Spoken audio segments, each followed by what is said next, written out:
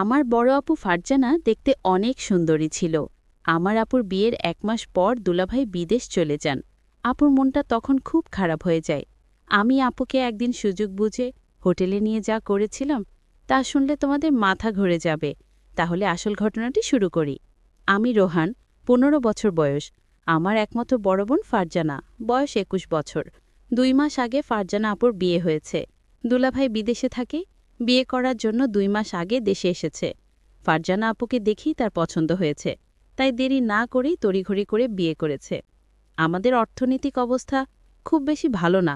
বাবা একটা ছোট বেসরকারি প্রতিষ্ঠানে কাজ করেন। ঢাকায় শহরে থাকা খাওয়ার খরচ সামলানো কঠিন, তাই দুলাভাইয়ের মতো একটা ভালো ছেলেকে পেয়ে বাবা আর মা কোনো দেরি করতে চায়নি। ফারজানা আপু বিয়েতে খুব খুশি ছিল, কিন্তু দেখতে দেখতে ৩ মাস পার হয়ে গেল আর দুলাভাইয়ের বিদেশ যাওয়ার সময় হয়ে গেল। বিয়ের ২ মাসের মধ্যেই স্বামী বিদেশে চলে যাবে, তাই ফারজানা আপু ভীষণভাবে ভেঙে পড়ল।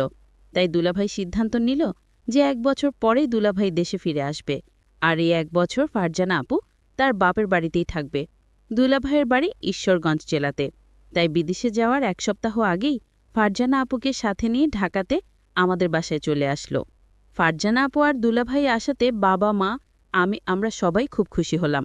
ফারজানা আপু আর দুলাভাইয়ের সাথে আমি খুব আনন্দের সাথে সময় কাটাতে লাগলাম। আমাকে দেখে আপু একটা মুচকি হাসি দিল। আপুর মুচকি হাসিতে আমার সাহস আরও বেড়ে গেল।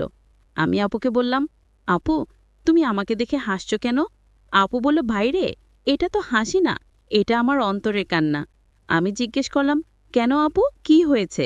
আপু বলল, তোর দুলাভাই বিদেশ চলে যাবে, এই কষ্টে আমি হাসছি, আর এই হাসির ভেতর লুকিয়ে আছে আমার কান্না। দুলাভাই বিদেশ যাওয়ার আগের রাতে আমি যা দেখলাম তা আমি ভুলতে পারছি না। আপুর রুমে কি হচ্ছিল আমি তা দেখেছিলাম, আর আমি তা এখন ভুলতে পারছি না। গতকালের দৃশ্য আমার মনে পড়তেই আমার ভীষণ ভয় লাগছিল। গতকাল রাতে আপু আমাকে কিছু বলেনি, কিন্তু আজকে আমি আপুর সামনে দাঁড়াবো কিভাবে? আজকে আপু আমাকে কি বলবে? এসব ভাবতে ভাবতে আমার মাথাটা আরও ভারী হয়ে আসছিল। তখনই আমার মা জিৎকার করে আমাকে সকালের নাস্তা করার জন্য ডাক দিল। আজকে দুলাভাই বিদেশে চলে যাবে, তাই বাবাও আজ বাড়িতেই আছে। আমি আমার রুম থেকে বাহিরে এসে দেখি বাবা, মা, দুলাভাই আর ফারজানা আপু ডাইনিং টেবিলে বসে আছে। আমি মাথা নিচু করে এগিয়ে গিয়ে নাস্তা করতে বললাম। আমি ভয় করছিলাম যে কখন যেন ফারজানা আপু গতকাল রাতের প্রসঙ্গ তুলে সবার সামনে আমাকে বকা দিবে, কিন্তু তেমন কিছুই হলো না। ফারজানা আপু একদম স্বাভাবিক ছিল। আপুর আচরণ দেখে মনে হচ্ছিল যেন গতকাল রাতে কিছুই হয়নি। আপুর আচরণ দেখে আমি স্বস্তি পেলাম। দুলাভাই বিদেশে চলে গেল। ফারজানা আপু সারাদিন মন খারাপ করে থাকল। সেদিন রাতে প্রায় 10:30টার দিকে আমি আমার রুম থেকে বাহিরে এসে দেখি ফারজানা আপুর রুমের জানালা খোলা আর রুমের ভেতরে লাইট জ্বলছে। আমি এগিয়ে গিয়ে আপুর রুমের জানালায় দাঁড়ালাম। জানালার পর্দাটা একটু সরিয়ে দিয়ে দেখলাম আপু বিছানায় বসে বই পড়ছে। আমি জানালায় দাঁড়িয়ে আপুকে দেখলাম। আপুর মনটা ভীষণ খারাপ হয়ে আছে। বই পড়তে পড়তে আপু জানালার দিকে তাকিয়ে দেখল আমি সেখানে দাঁড়িয়ে আছি। আমাকে কিছু না বলে আপু আবার বই পড়তে লাগল। বই পড়তে পড়তে আপু বারবার আমাকে দেখছিল, আর মনে হলো বোন আমার কান্না করছে। আমিও চুপচাপ দাঁড়িয়ে দেখছিলাম। বেশ কিছুক্ষণ পরে আপু বিছানা থেকে নেমে হাতের বইটা টেবিলে রেখে জানালার কাছে আমার সামনে এসে দাঁড়ালো। আপু আমার চোখের দিকে তাকিয়ে বলল, কিরে, কিছু বলবি? আমি থতমত খেয়ে বললাম, আপু, তুমি ঠিক আছো? আপু সুন্দর একটা হাসি দিয়ে বলল, হ্যাঁ, আমি ঠিক আছি। অনেক রাত হয়েছে, এখন রুমে গিয়ে ঘুমিয়ে পড়ো। আমি বললাম, তুমি কি এখনই ঘুমাবা আপু? আপু বলল, হ্যাঁ, তুইও গিয়ে ঘুমিয়ে পড়। আমি বললাম, আগে তুমি শুয়ে পড়ো আপু, তারপরে আমি যাচ্ছি। আপু আর কিছু না বলে একটা মুচকি হাসি দিয়ে রুমের লাইট বন্ধ করে বিছানায় শুয়ে পড়ল। আমিও আমার রুমে এসে শুয়ে পড়লাম, কিন্তু কিছুতেই ঘুম আসছিল না। বারবার আপুর কথা মনে আসছিল। আপু দুলাভাইয়ের জন্য কান্না করছে। সকালে উঠে আবার সবকিছু স্বাভাবিক। দিনের বেলায় আপু কখনো রাতের বিষয় কোনো কথা বলতো না। দিনের আপু আর রাতের আপু যেন সম্পূর্ণ আলাদা। আমিও কখনো দিনের বেলায় রাতের বিষয়ে কোনো কথা বলতাম না। এইভাবেই আমাদের দিন কাটতে লাগলো। দিনের বেলায় আমরা 2 ভাই বোন স্বাভাবিক আচরণ করতাম, কিন্তু প্রতিদিন রাতে আমি আপুর রুমের জানালায় গিয়ে আপুকে দেখতাম। কোনোদিন আপু জেগে থেকে বই পড়ত বা টিভি দেখত, আবার কোনোদিন আমি যাওয়ার আগেই আপুর রুমের লাইট বন্ধ করে ঘুমিয়ে পড়ত। প্রায় 6-7 দিন পরে একদিন রাতে আমি ফারজানা আপুর রুমের জানালায় গিয়ে দেখলাম আপুর রুমের লাইট জ্বলছে, কিন্তু রুমে আপু নাই। আমি রুমের চারিদিকে তাকিয়ে দেখলাম আপু কোথাও নাই। হঠাৎ আপুর রুমের বাথরুমের দরজা খুলে গেল। আপু বাথরুম থেকে বাহির হয়ে আসলো। আমি বললাম, আমার ঘুম আসছে না আপু। আপু বলল, বেশি রাত জাগা শরীরের জন্য ভালো না, যা গিয়ে শুয়ে পড়। পরের দিন আমার বাবা আর মা সারাদিন চাচার বাসায় থাকবে, রাতে ফিরবে। আজকে শুধু আমরা দুই ভাই বোন বাসায় থাকব। তখনই ফারজানা আপু আমার রুমে এসে বলল, কি করছিস রোহান? আমি বললাম, কিছু না আপু, এমনি বসে আছি। আপু বলল, আজকে কি তোর কোনো কাজ আছে? আমি বললাম, না আপু, আমার কোনো কাজ নাই। আজকে সারাদিন আমি তোমার সাথে গল্প করব ভেবেছিলাম, যদি তুমি ব্যস্ত না থাকো। আপু বলল, ও আচ্ছা, তাহলে তুই গোসল করে ফ্রেশ হয়ে আমার রুমে আয়। আমি বললাম, ঠিক আছে আপু, আমি গোসল করে তোমার রুমে আসছি। আপু চলে যেতে আমি তাড়াতাড়ি গোসল করে আপুর রুমে গেলাম। আপুর রুমের দরজা খোলা ছিল। আমি আপুর রুমের ভেতরে ঢুকে দেখলাম আপুর রুমে নাই। খেয়াল করলাম আপু নেই। আমি পাশের রুমে চলে গেলাম, সেখানেও আপু নাই। তাহলে আপু কোথায় গেল? আমার ভীষণ চিন্তা হচ্ছে। হঠাৎ লক্ষ্য করলাম আমার রুম, আপুর গলার আওয়াজ আসছে, মনে হচ্ছে চিৎকার করছে। আমি অবাক হয়ে গেলাম, কিসের চিৎকার আসছে আমার রুম থেকে? আমি আমার রুমে যেতেই দেখলাম রুম ভিতর থেকে লক করা। আমি জানালার পাশে গেলাম, গিয়ে দেখলাম সেখানেও জানালা লক করা। আমার মন চাচ্ছে জানালা ভেঙে ঘরে ঢুকে পড়ি। কি হচ্ছে রুমে? আমার বোন এমন চিৎকার করছে কেন?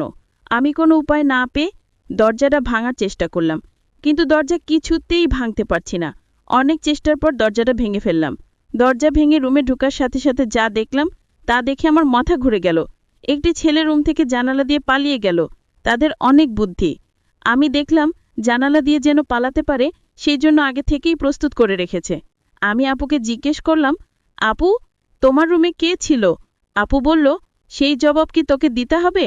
আমি বললাম, আপু, তুমি আমাকে ছোটবেলা থেকে অনেক স্নেহ করো, আর আমি যখন যা বলছি তাই করেছ। আপু, তুমি আমাকে সাথে লুকিও না। এই ঘরে আর কে ছিল বলো আপু, আমি জানতে চাই। জানালা দিয়ে কে পালালো?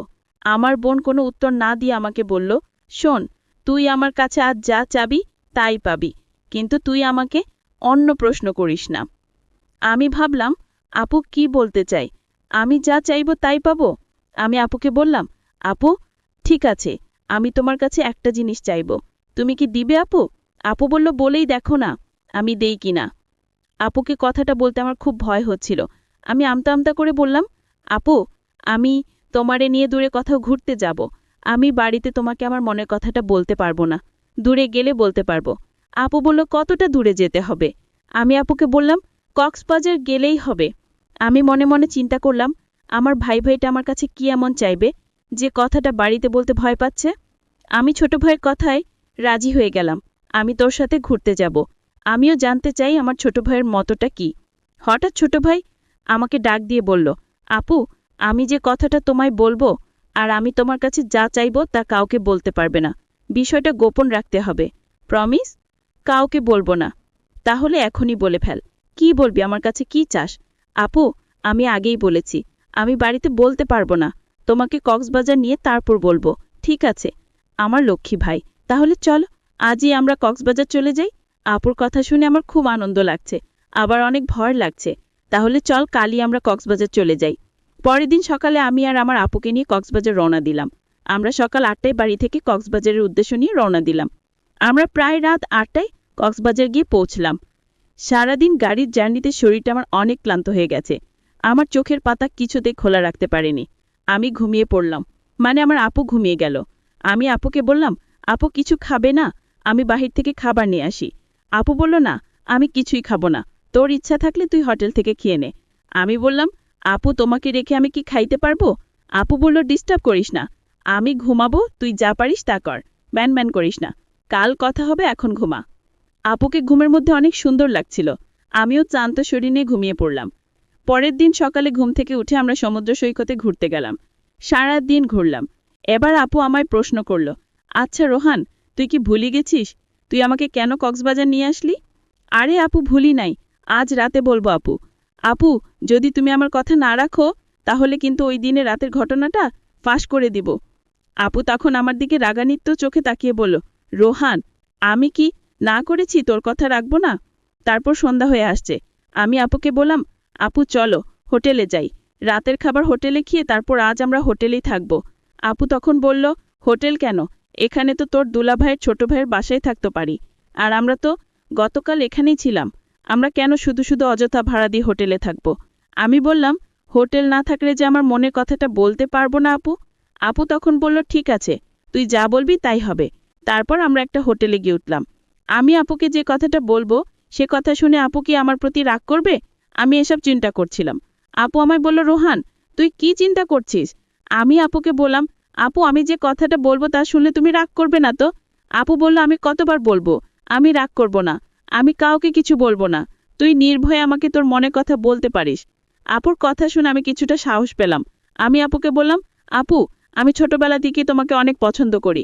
আর দুলাভাই বিদেশ যাওয়ার পর থেকে আমি লক্ষ্য করছি তুমি সবসময় মনমরা হয়ে থাকো। আমি তোমার কষ্ট বুঝি। তুমি চাইলে তোমার কষ্ট আমি দূর করে দিব।